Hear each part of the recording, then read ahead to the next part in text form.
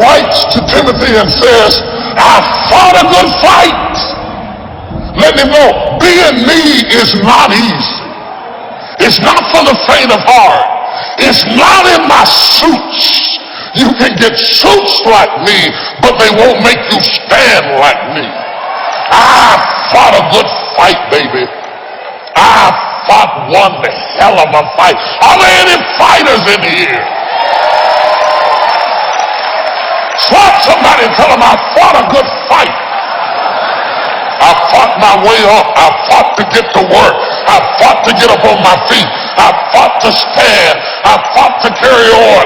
I fought to love. I fought to live.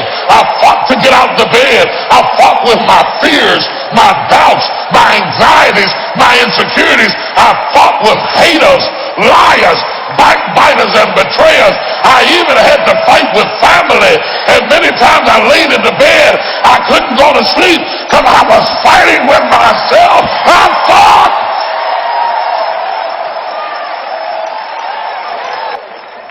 High five somebody, tell them I fought a good fight. I mean, I fought such a good fight that when I look at what other people call a fight, what they call a fight is what I call normal. My whole perception of what a fight is has been revolutionized. That's not a fight. I fought a good fight. The old man tells the young man, I fought a good fight. You might not have seen it. You saw the glamour. You saw the healings. Be healed, be healed, be healed. But let me show you what you didn't see. I fought to do that. Good fight. I kept the faith. I kept it. I lost a lot of stuff. I lost a lot of friends.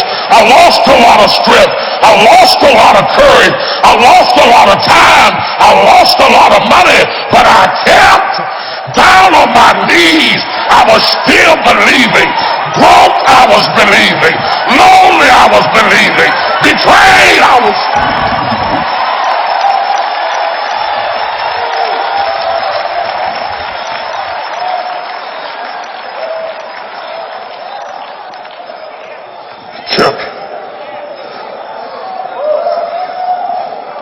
Touch three people, tell them, keep the faith, keep the faith. If you lose the job, keep the faith. If you lose the spouse, keep the faith. If you bury your child, keep the faith. If you have to downsize, keep the faith. If you have to move in with your mama, keep the faith. If you're at your wit's end, keep the faith. If you have to catch the bus, keep the faith. If you have to thumb, keep the faith. If you get sick, keep the faith. If you lose your kidneys, keep the faith. If you got heart trouble, keep the faith. You might not get a new heart, but you got to keep your faith.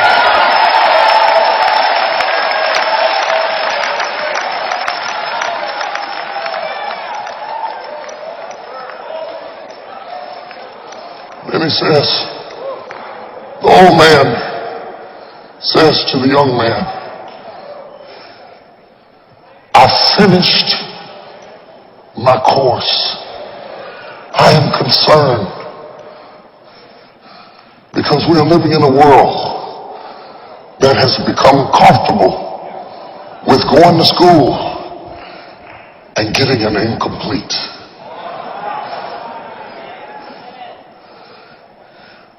The danger of living a life of incompletes. 3 or 4 sets of families. 3 or 4 sets of kids. Nobody can count on you to stay. Forget winning. Forget winning. To stay.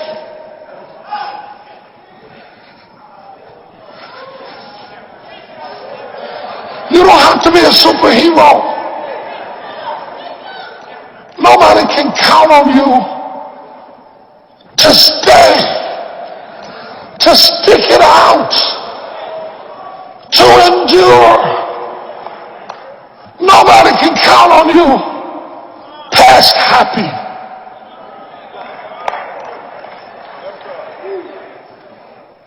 They used to come in my office and say, I'm leaving him because he's beaten me. I'm leaving him because he abused my children. I'm leaving him because he's homicidal. Now they come in my office and say, I'm leaving because I'm not happy. You're not happy? Who told you you were gonna be happy? What does that have to do with anything? Who do you know in your life that is happy all the time? You quit because you weren't happy? To the person who keeps quitting, you have to live with that infection that you carry, that propensity to never finish. Paul says, I finished my course. I didn't finish yours. I didn't finish yours. I didn't finish yours. I didn't finish yours. I'm not into your business. I'm not trying to get in your business. People who are trying to finish their course are not nosy. Because they are so focused trying to finish what they started. I don't have time to worry about what's going on in your house. I'm so busy trying to manage what's going on in. It's all I can do to finish my course.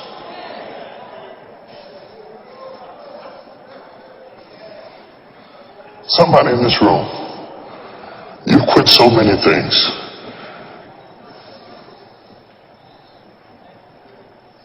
That you've lost respect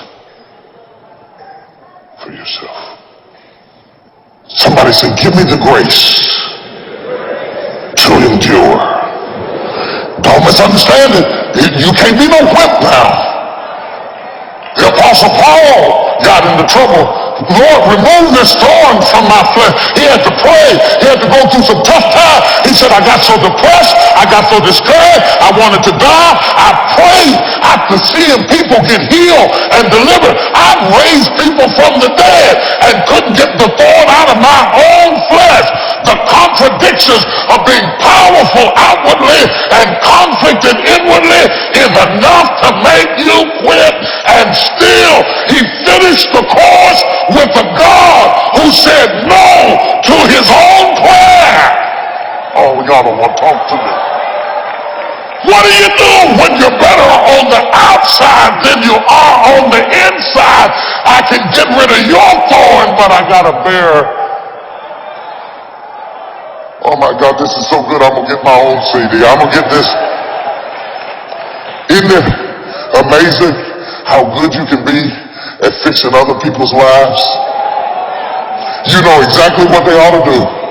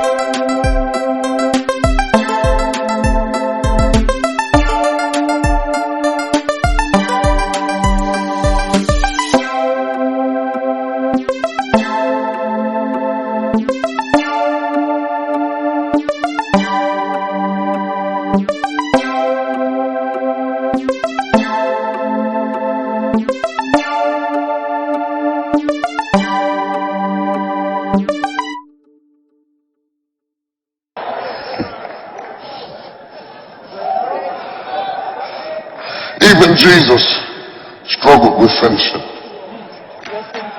He goes to the Garden of Gethsemane and says, oh no,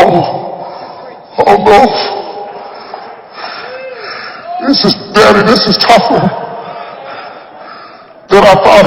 He labored in prayer till sweat like blood like sweat poured through his skin, saying, can I get out of this? Can I get out of this? Can I get on a horse and ride away? Can I take a camel and ride away from the cross? Jesus says, Daddy, can I quit?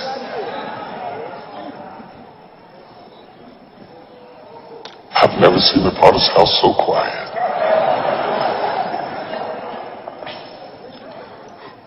Three times he prayed, help me to finish. Is there a way that I can get out of being me?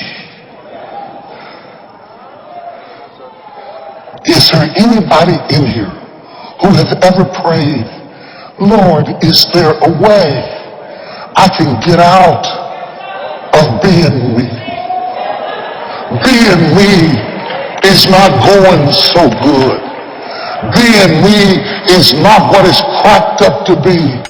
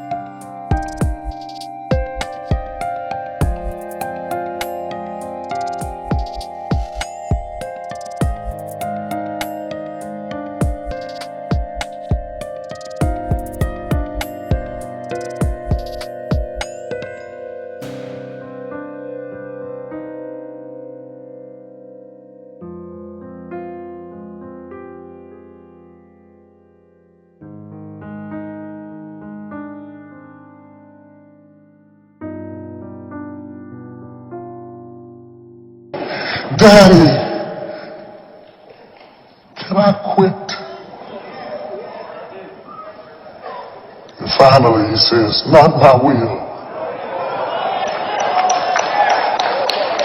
That's where it is. That's the whole thing. Not my will means not my way, not my preferences, not my pleasure, not my style, not what I wanted, not what I liked, but thine.